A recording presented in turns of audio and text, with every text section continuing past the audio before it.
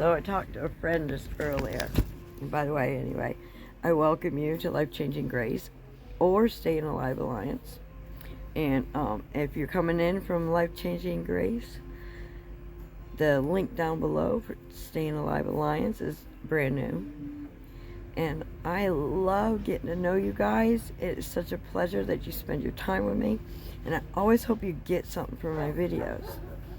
But here I kind of want to, I've been doing a lot of questioning. And this, I want to, like, feedback. You know, it is hard sometimes to think about what your purpose is. And then things are never lasting. And I apologize for my dog. He just won't seem to shut up today. But really think about, things are not forever lasting. Not in this world. Okay, but in this world, it is. It's kind of like a stage, you know, a test. And the journey to get to the destination. And the bigger the destination is bigger for, you know, once we realize what we were created for. And being non-existent to the Word of God, okay, there'd be a lot of chaos. Even more so than normal. Okay, not even normal.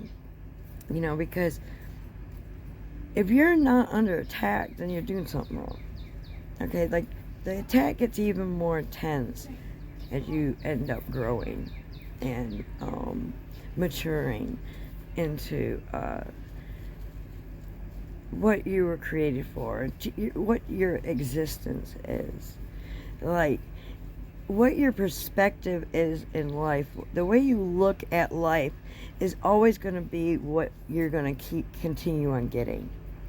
So, and like I said, everything's always changing and growing and maturing. You know, our families, you know, we turn into mothers, from grandma to grandmothers, to, you know, to aunts and to uncles and grandparents and just and great grandparents and all that. So things are always constantly changing. So your perspective of life and what propels you in life to continue to exist. Okay, and I study a lot of the suicide rates and reason and investigations and all that. And I've seen a lot of the suicides too are under investigation. You know, it's almost like that's how a person would get rid of a person. It's really, really cold and evil out there in the world. And these things, and pretending they don't exist, doesn't make them go away. It only makes them more empowering. So, when I hear a lot, oh, well, my life would be perfect, because I would always ask, what would make you happy? What would make your life more purposeful? You know, and less worrying like you are today. Cisco! Get in there and lay down. Go lay down. So, anyway, as you would know, you know, from Staying Alive Alliance, I'm a trainer, dog trainer. I've taken numerous of vicious dogs and turned them into teddy bears. So, anyway, so what drives you at the moment? And that's why they say staying and reflecting on that moment is what propels you to continue to exist. Okay, and then sometimes, you know, we keep just running into a brick wall, you know, and we really just don't know where we're going. We're kind of like floating on the wind, you know, like a butterfly. Yeah, okay, I was thinking a feather, but, you know, like a butterfly, you know, and going here and fro. And when I ask these questions, I get a lot about, well, possessions, like a car and a house and land, and, you know, and then I always get that back so that nobody has to tell me what to do. So I can just do what I want to do. So I always hear, okay, so I can do what I want to do. Now that is good in a way. That's a really good way to go. But once you start looking at life from a different perspective and realizing that it is about others and it isn't all about ourselves all the time. It really isn't. And once we get out of that stage, then we see the setup. We see the stage that sets you up for that trial. I'm going to pause this for a moment, my dog. So, back to actually seeing how life is a stage. And our attitudes towards the things that happen outside of us is really the key point. And just as humans, it doesn't matter who we are, where we're at, what color our skin is, what nationality we are, what we believe in. It is the same.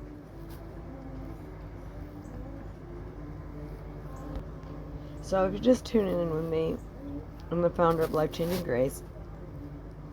I use my maiden name and my birth name occasionally. So my name is Bonnie Dixon Andrews, and it is a pleasure to have you here, Life Changing Grace or Staying Alive Alliance. It is like what I was saying with the attitude and the stage being placed in front of you, and the roles that we play in people's lives, and knowing that things never are constantly changing. They're never the same.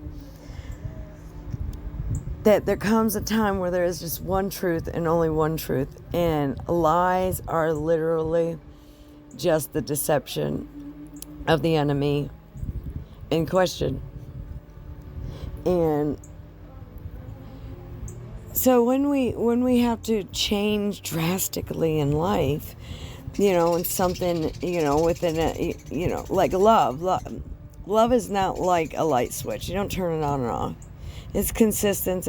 It's always, and it's forever, and it's most of the time not what 89% of the people in the world think it is. So it's how we project our lives, and when we change it. Now, if we're constantly thinking that something will never be, then naturally the outcome would be that it never would be. Okay, so I found it when I ask people these questions, okay, they base it around worldly things. And we try not to do this, especially as Christians, as we view life differently, and the perspective has changed. Okay, we see that how even when we looked at life the way it was, and it couldn't be, never would be, or whatever we would be so discouraged about, it'll never be this way, it'll never, or, what if. Okay, and then we start embracing the fact that we caused most of the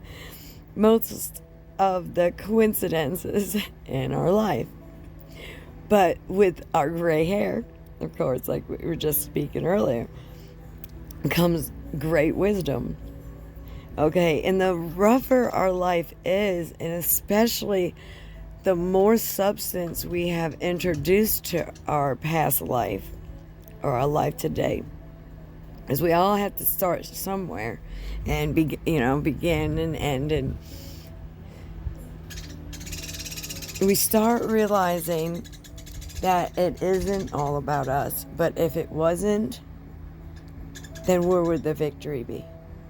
Where would the wisdom be? We can't expect to go down a trail. Yeah, you can choose to take the easy path and just not fight with the enemy anyway. Like, take another path, as Dorothy would say. And the valley is a very short road. It's a very painful road. Real love is pain. We're in the youth organization this week. We've been talking about how resentment, like a lot of teens are, oh, well, I'll fix my parents. I'll just do the same thing they did and then more. And in reality, it's only hurting yourself. And Now, true-hearted, when you operate from the heart, oh my gosh, it's the most painful thing you can see is your child repeating what your mistakes were, and then some. That's the most painful thing. And then regret sets in, and that's a demon as well. So once we start looking at it from a different perspective, then we realize that the road is going to be, it's going to be a rough road, and any road we're taking it's not going to be easy. Okay. And the wisdom that we see others adapt to, as long as we are in constant focus on the truth, okay, and not physical things that we touch, okay, then you see a whole new life, a whole new purpose in life, a whole new reason in life. And it's like day by day, and it's growth by growth, and wisdom by wisdom, and tragic event after tragic event, and each one of it. And you see, I thank the Lord every day when I see the generation more mature. It's like old souls, and they just get it. And then to hear how maybe another would reflect on the way that they see things, which dimmens their horizon, okay, that's the true sadness in it, because the enemy will always throw limitations your way. And what do? We even limit ourselves. And by limiting ourselves, then we're limiting the people we love. We're limiting the people we know, the people we touch, the people in our lives. We limit them as well. So, it's just like, I'll share this one thing that I and this lady, she spoke the same thing. And she's a young lady, and you can tell she has an old soul, and she's gone through a lot. She's already showing some of the stress wrinkles. And truly, I thought she was older than I was, and that's very vaguely that ever happens. And she's actually younger than I. And we would always prepare ourselves for the worst. And preparing yourself for the worst in your mind, I mean, it's naturally going to, it's going to be even worse, or it's going to be whatever you contradict, or, maybe that's what the Spirit's saying. Stop contradicting other people, because we all have our experiences, and we have to not know in order to know, and we have to, stumble and through the darkness, in order to get the wisdom behind it, and in hopes, and in our prayers, even our prayers, our generation before us, we're meeting their prayers, and even some with curses, okay, from, like enemies of the family and stuff like that. So you see how you have to find that wisdom, and then that's where you find the forgiveness. And accepting that it is a hard road, and you'll do anything for that person that you love. Okay, even more so than you would do for your family. That's the love of God. And I always questioned myself when I was younger and raised up in the Word. How can someone, because he says that, love me more than you love your brother or your sister, and then when you find that love, then it doesn't matter whether it's brother or sister, you can love them. Even with Adam and Eve, and Abel and birds interrupted me, but anyway, Abel and anyway. But that's the question that we're asking. I want you guys to interact. And what was the one really tragic thing that happened that you found more wisdom in, and more forgiveness for yourself in, when you went through it? And how you got through it. And then understand the patterns that keep ricocheting back to you because you didn't learn the full story, or you didn't learn the full lesson in it the last time. Okay, so you keep rejoicing in that, and it'll come in like the waves in the ocean. It'll keep it coming in, and that's when you know that you're always on to something. You know, investigators like us, we you know that they, you know, the more that they get closer, the more dangerous it gets, and it's like thriving and jumping out of a plane, you know, in midair. My daughter Kim would understand that. Oh, I can't wait till she comes home. Get to see her soon, very soon. But anyway, thanks for your prayers there, and just what thrives you in this moment, and then realizing what made you thrive in that past moment may change, and you'll have to find that other thing to thrive for. And noticing the patterns that obviously didn't serve you before, noticing the patterns reoccurring and re-showing up. I know a lot of you are feeling that out there. It's almost like it's coming back. You know, didn't you learn your lesson the first time? Well, obviously not. Yeah, or wouldn't it be showing up again? So, and even finding the forgiveness, the most worst forgiveness, I would have to say, and I would really like to know what you would think, is to, what would you have done differently but that you regretted, and how long did you sit there and regret that for as long, and realizing that forgiveness, even for yourself. Okay, and that might be the reason why you keep picking patterns, is because you haven't forgiven yourself in some form that you blame yourself, or you could have done better, or you could have done this, or if they're that, or whatever the case might be.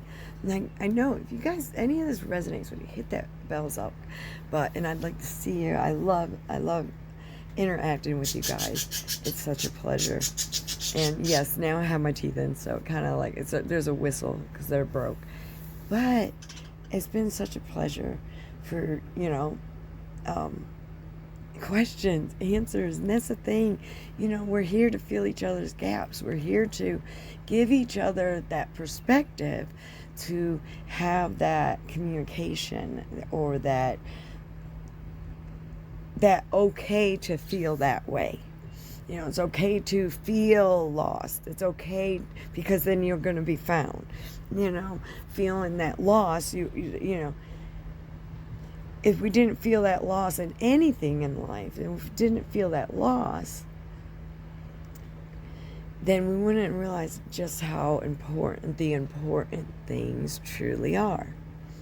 So anyway, I hope you always get something from my videos.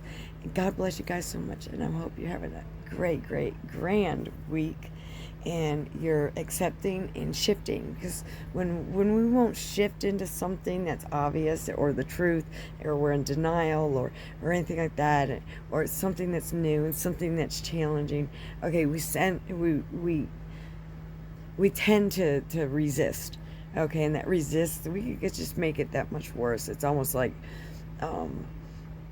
putting the brakes on when you're already tumbling. You know, it doesn't do any good. So anyway, God bless you guys so much. It's such a pleasure to meet you guys out there, and I'll talk to you later here from Florida. God bless you so much. So I'm answering some of you guys' questions from part 1 and part 2. God bless you guys so much, and it's such a pleasure to spend these times with you. I always try to make it at least like 15 minutes for each part. And if you're just tuning in, my name is Bonnie, and I'm the founder of Life Changing Grace, and it's a pleasure to have you joining me. And we are talking about setting the stage. And I've had some of you question, well, what is my stage that I'm setting? You know, and what is your purpose? You know, because a lot of people will ask you, oh, well, you know, better question, what is your purpose? You know, which kind of helps them kind of start imagining. So mine's helping other people. I mean, that's really, truly what we all here for. And that even makes us feel good, too, you know.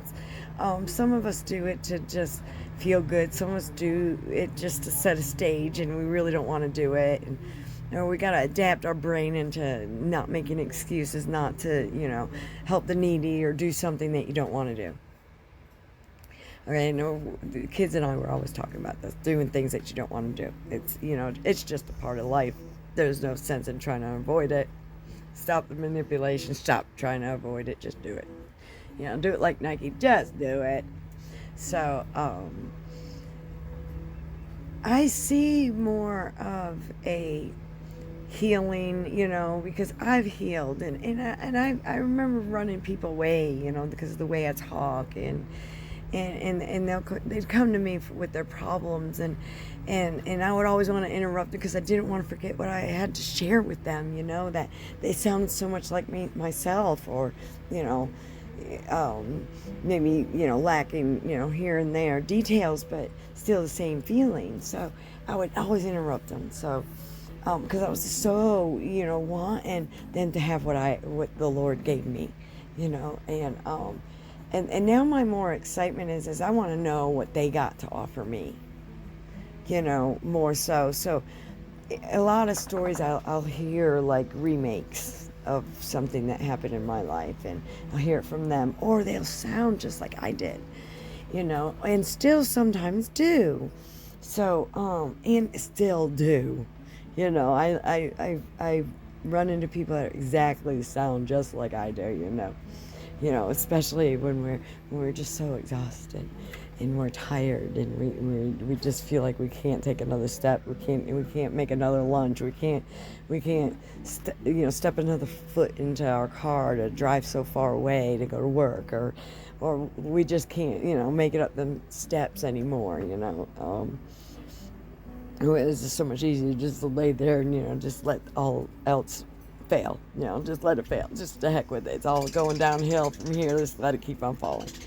Yeah, my dad told me something, and I really wasn't planning on going here. That's why I know the Spirit's doing this.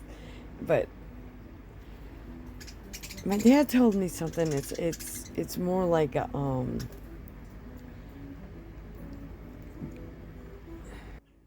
That was a good pause there because there was a notification came in. I forgot to turn off my notifications. I'm sorry about that. And my dad told me something like, it's.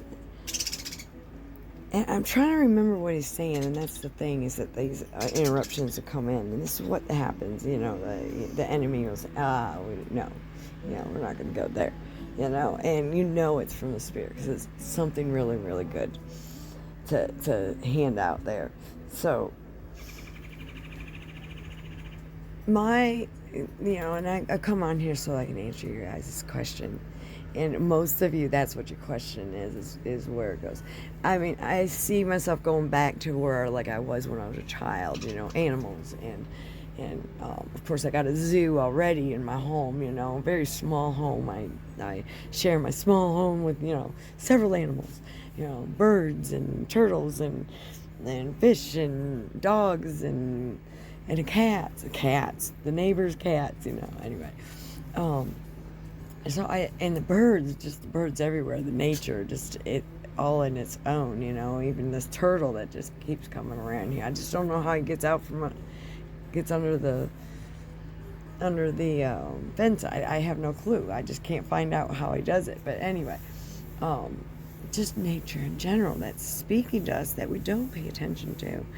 So the ranch, I see a lot of autistic children, and a lot of you guys call it typical A, special autistic. When you can look at anyone and just see that there's something different about them, something special about them, then you realize that they don't have many discomfort zones. They have some of them in the, which are ones that we don't find that, and that uncomfortable, and I'm atypical. I'm an auto diversion. I see things backwards. a glance at something and it'll look like something else, but it's not. It's just a tree limb, or it's this, just things like that.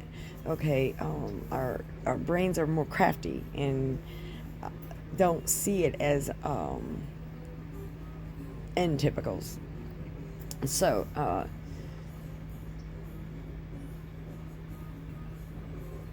I see them a lot.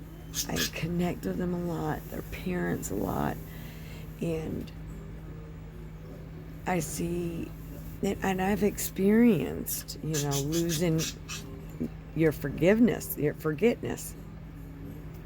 forgetting, and going down a trail like I've seen my grandmother go, and at a young age. I mean, before I was 50.